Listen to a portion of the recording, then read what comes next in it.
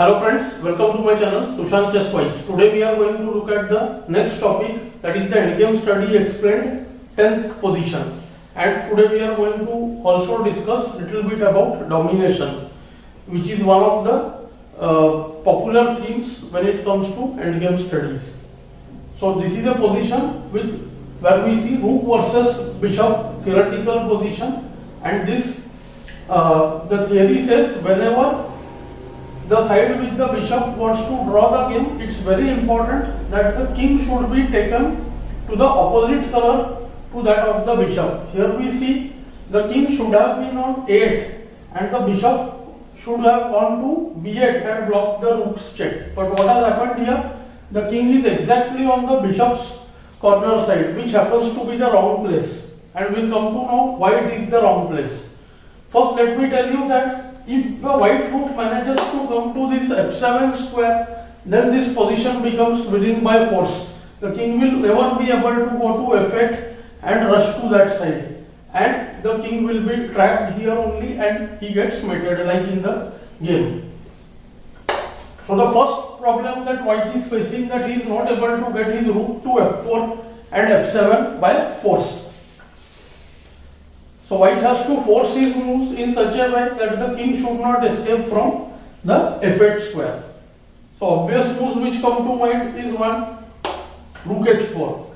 When what we see after rook h4, the bishop is attacked, the bishop will go to the g1 square, and again if we attack from, let's say, g4, then the bishop again rushes back to the h2 square.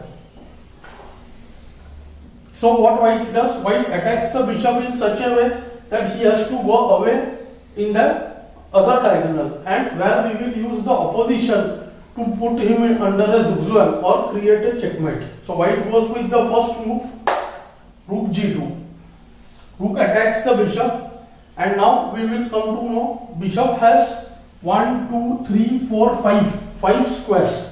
So what is the theme of domination? In a theme of domination, we attack a piece, and that piece has lot of squares, but on most of the squares that piece is captured in some way or the other. Like for example here, the bishop seems quite safe on the square f4, but it's dominated because on the f4 square the king will move to f5 with a check and the bishop would be lost. If bishop comes to e5, then what happens?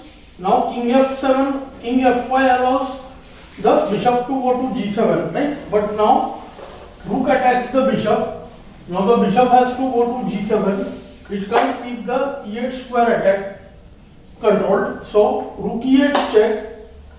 Bishop has to go to f8. And now what we see? The rook will waste the move to c8 or d8, and the king will have to move.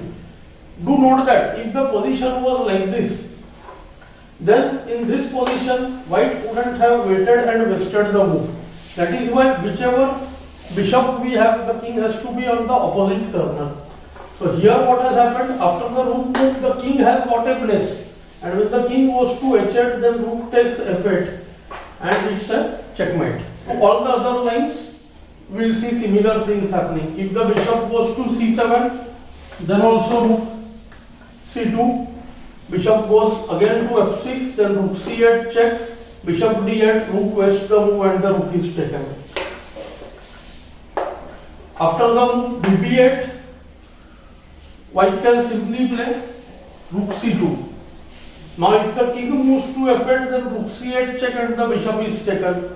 If the bishop moves anywhere else, then rook c8 is made. So the only move again bd6, and then again after rook c8 we see that bishop f8, then rook wastes the move to e8 or a8, then king moves and the bishop is taken and it's a checkmate. Main line happens to be the move bd6, and the point is, now after the move rook d2, we see that the bishop can go to e7 and cover the d8 square. So this happens to be one of the very important positions. Now it looks like the king will be able to reach the f8 square. Okay, but here white has a very simple tactic.